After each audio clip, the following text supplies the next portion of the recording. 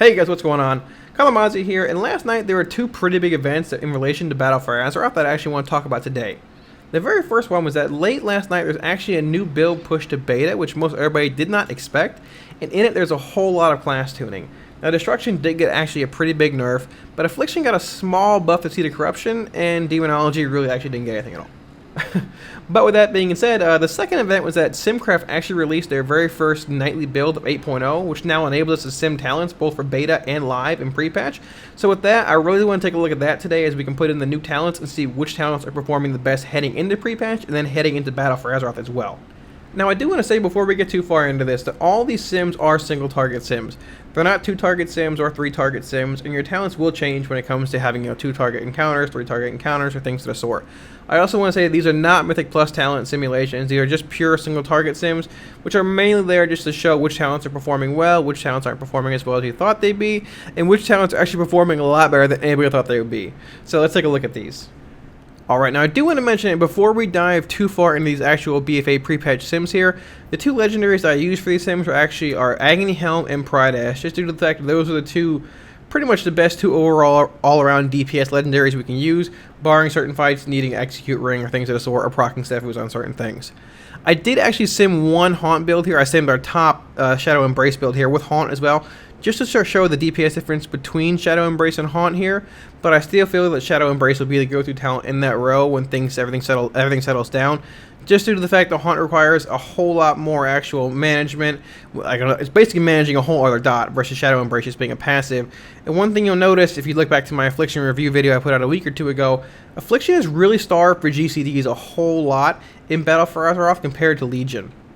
With that being said, looking at the top 3 builds here, right below the Haunt build, we see that those builds consist of Deathbolt, Siphon Life, Phantom Singularity, Shadow Embraced, and the top build is Creeping Death. The second build is the final talent is Dark Soul, and the third build, I guess the lowest build out of the 3, is Soul Conduit, the only remaining talent we have here.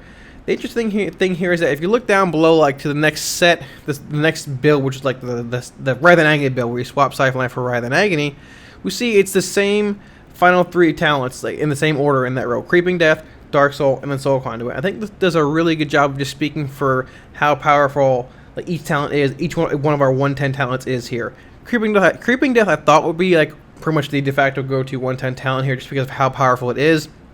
Soul Conduit revolves around obviously regenerating shards from time to time off unstable afflictions, but having your agony taking faster with Creeping Death also deals damage faster as well as generates your shards back quicker as well. And we do have a good bit of actual Azerite traits that deal with agony ticking, granting you if it grants you a soul shard back, it grants you an intellect proc and things of the sort.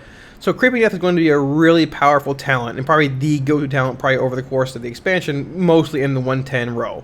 Dark Soul obviously is pretty useful. If you look here, there's really only about it's a 24 DPS difference here between the Deathbolt, Siphon Life, Phantom Singularity, Shadow's Embrace build between Dark Soul and Creeping Death here, so they're both pretty close, but the edge definitely goes to Creeping Death.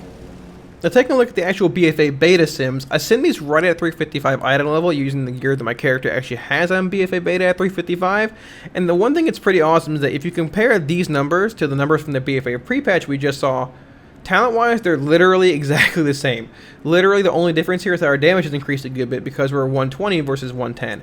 I think that says a lot for the spec overall, just how consistent it is heading into BFA. And it just really shows the power of the 110 talents and how just powerful they are individually and when compared to each other. We can see Creeping Death is still the highest talent, which is about 16 or so DPS ahead of Dark Soul, which is really not a whole lot either, I will admit. But Soul Conduit is a decent bit lower at about 400 or less DPS than Dark Soul, just a tiny bit, more than that compared to Creeping Death. One of the cool things, or one of the interesting things, like I said though, if you look at the Haunt sim, it's still the highest for both BFA pre-patch and BFA sims when it's live. But as I mentioned before, Shadow's Embrace I feel is probably still going to be just the go-to talent in that row because we have so many, we're just GCD locked so many times, we have so many things to actually do and manage between, Agony, Corruption, Siphon Life, Haunt, Phantom Singularity, our UAs, our Dark Lair, Berserking if you have it, and just other things that having that passive 9% damage increase versus the 10% damage increase that Haunt gives you is just probably going to be worth it. Now, I want to say before we actually start talking about these Destruction BFA pre-patch talents, the Legendaries I was wearing for these Sims are the Feretory of Souls, which is our belt, and Sindori Spite, which is the bracers that we actually have. I also want to say here that these nerfs, or these Sims, do not account for the nerfs that we received last night in the patch they pushed later on, which is about 12 or 13%, so you're going to have to subtract that from the actual numbers you see here. With that being said, the top build we have in BFA pre-patch is Eradication, Reverse Entropy, Cataclysm, and you'll see Cataclysm is the de facto talent across that row for every spec here. Grimoire of Supremacy and Dark Soul at 4,531 DPS.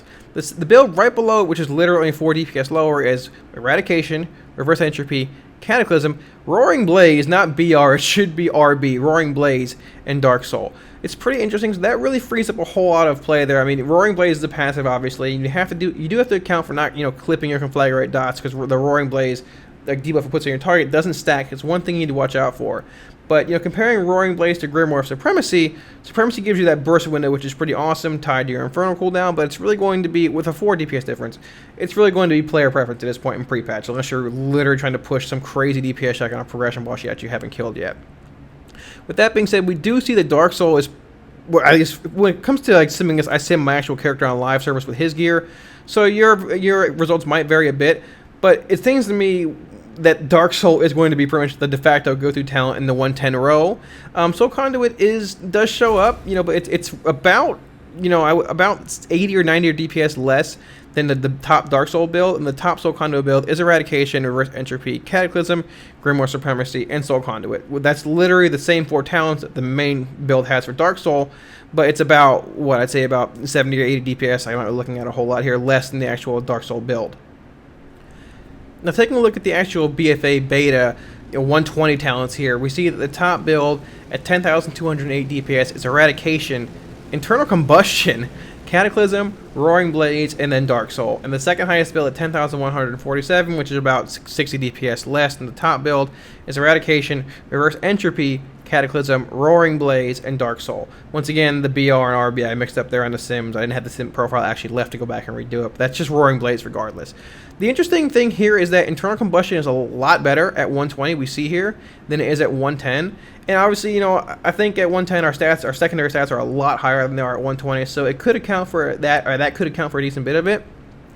But it's interesting because Reverse Combustion, or Reverse Entropy, and Internal Combustion have really been, not competing with each other a whole lot on beta for basically the entire duration of it. Most everybody's just gone right towards Reverse Entropy, ignored Internal Combustion, and myself included, I really thought more so that Internal Combustion would be used for more of a PvP aspect or a single target heavy burst window. But seeing it simming the highest here regardless is pretty interesting. If you look down a little bit more, we see there's also a flashover Internal Combustion build with Cataclysm, Roaring Blaze, and Dark Soul. The fourth build is Eradication, Internal Combustion, Cataclysm, Grimoire of Supremacy, and Dark Soul. And the build below that is Flashover, Reverse Entropy, Cataclysm, Roaring Blaze, and Dark Soul. The interesting thing here that we see once again is that Internal Combustion is present basically in the top 4 or 5 Sims for the majority over Reverse Entropy. We also see here once again that Dark Soul is performing the best over Channel Demon Fire and Soul Conduit, which is a bit interesting. I would expect to see the Dark Soul build, Dark Soul performing probably better with Grimoire Supremacy tied to it.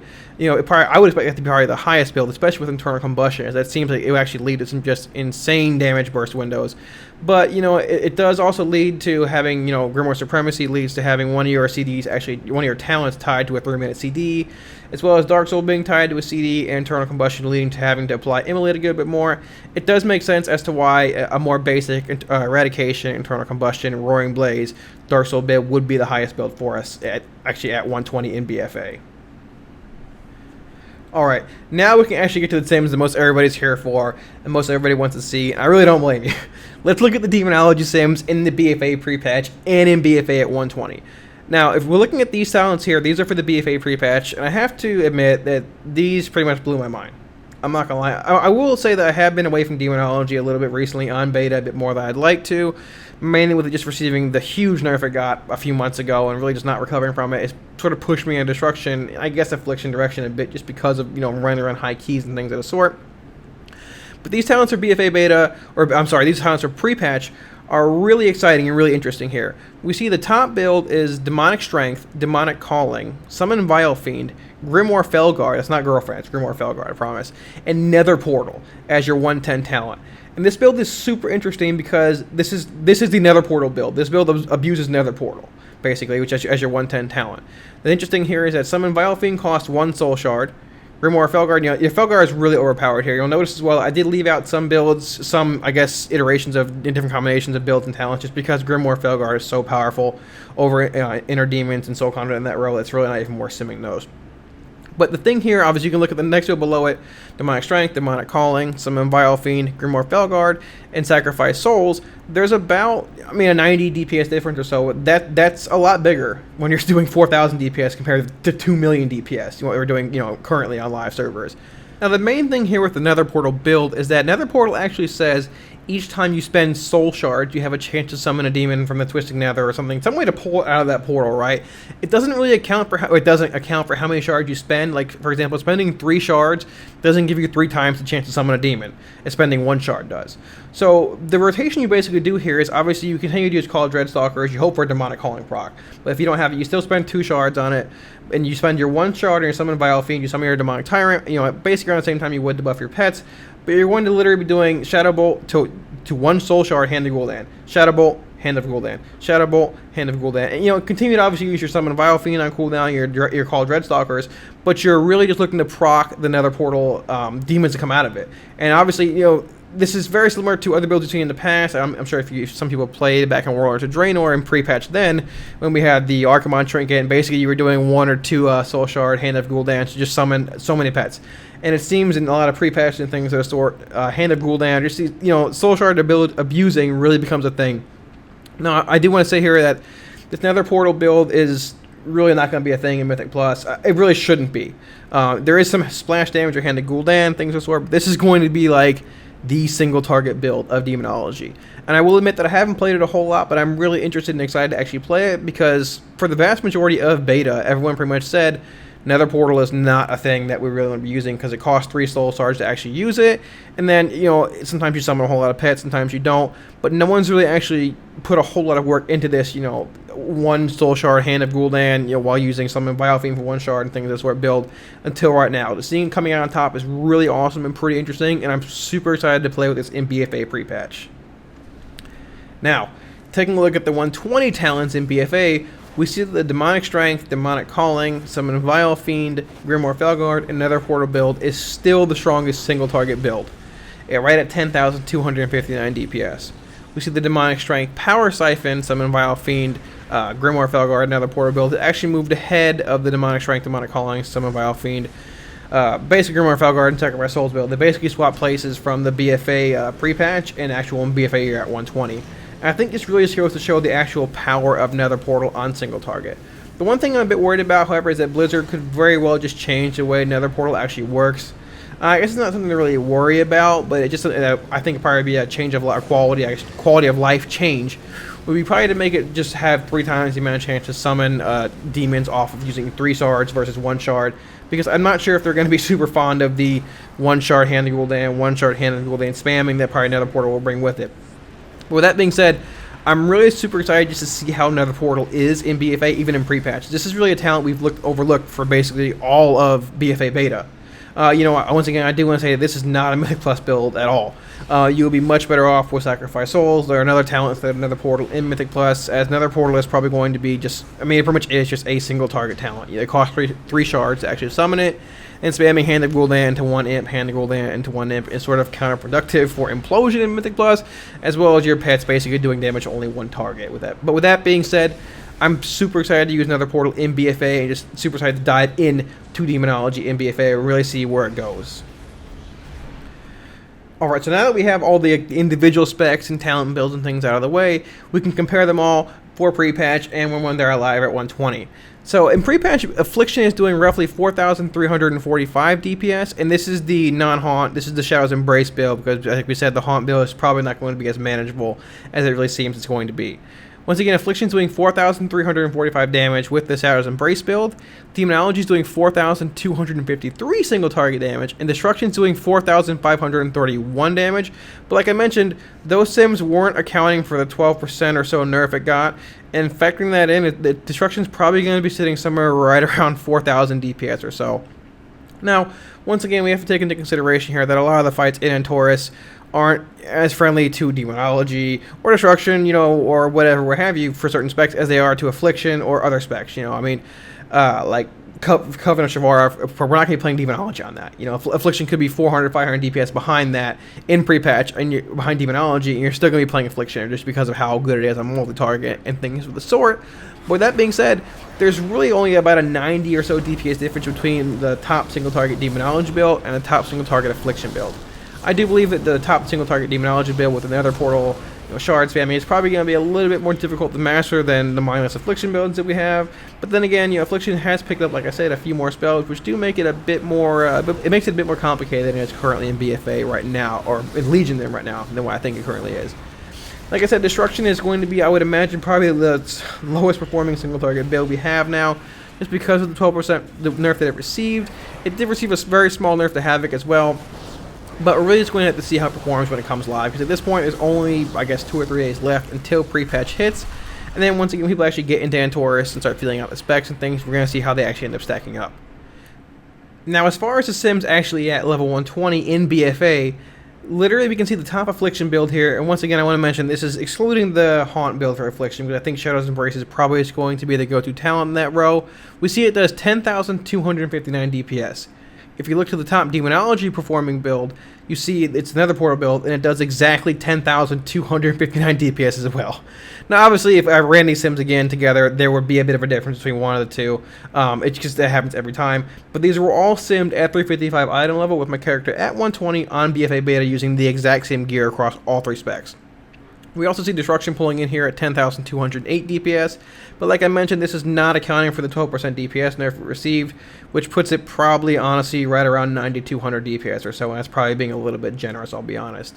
Like I said here, I think this is pretty awesome, and seeing both Demonology being the same exact DPS as Affliction at 120. Now, obviously, Affliction is going to be a little bit better on council fights or things with ads or things you actually cleave onto, and Destruction, or Demonology, will probably be a bit better on pure single target encounters and things of the sort. We're really just going to have to wait and see how things go in Old Year and whenever people actually get into that on Heroic and Mythic. I do want to mention as well that there's probably honestly going to be, I would say, at least 2, probably 3 more tuning passes for a whole bunch of classes when BFA goes live, probably the week of Heroic, and then probably right before the Mythic opens for the actual, I guess, opening of Mythic Old Year. I do think the Destruction's DPS is probably a little bit too low. It probably was a little bit too much of a nerf from what they're actually intending to do. Destruction's DPS, honestly, single target-wise, was never as amazing I think a lot of people thought it would be. It has a lot of burst DPS with its cooldowns with Cataclysm and Infernal, and then Cataclysm in the channel Demon Fire, especially on Trash. But when it came to single target, it could burst pretty high and do a lot of DPS, but sustaining that DPS over time was something where it actually struggled a bit. So I wouldn't be surprised to see a bit of a compensation buff to Destruction when a lot more data starts coming in when BFA actually goes live. But that being said, I'm super excited with Affliction and Demonology being, you know, I guess a little bit better than we thought they were. It probably is a little bit, you know, due to the Destruction nerf. But it's pretty awesome to see this Demonology actually coming sort of out of left field with a Nether Portal build and being honestly tied literally to the exact same DPS with the top performing Affliction build, obviously excluding the Haunt build. But that's super awesome to see, especially because Demonology has sort of been just the underdog for the last half of the BFA beta, which has been pretty unfortunate as it's been, or it is, one of Blizzard's, you know, I guess his spotlight specs heading into BFA. So seeing it actually performing a lot better than everybody thought it would be is super awesome. It's going to be really cool seeing where it actually stands heading into Old Year. Thanks so much for watching, guys. I was so excited to see this actual build push to beta servers late last night, and I was really excited to see Simcraft actually release their 8.0 nightly build. So I really hope this video was helpful to you guys. We actually really enjoyed it as well, seeing the top talent configurations for Affliction, Demonology, and Destruction. With the final, I would hope this is the final patch actually being out for BFA beta and Simcraft actually being out. I will be releasing my Demonology overview and my thoughts on the build or on the spec and different builds within the next few days. So if you want to see that, guys, make sure you stick around and check it out in a few days. I'm really just super excited to see Demonology performing much better than everybody thought it probably would be. Really coming out of left field here towards the very end of BFA. But I think Affliction's actually performing pretty well as well. And the very minor buff it got, the Seed of Corruption, is always welcome because that's probably the area it's struggling with the most in Mythic Plus. Once again, guys, thanks so much for your support over the last few months for the channel. I'm so excited to see where it actually goes in the next few weeks and months, especially heading into Old Year and farther into Battle for Azeroth and beyond that. If you guys want to see more WoW and BFA content, remember to smash those like, share, and subscribe buttons, as your support really helps. And I'll see you guys literally in 3 days in Battle for Azeroth. Peace.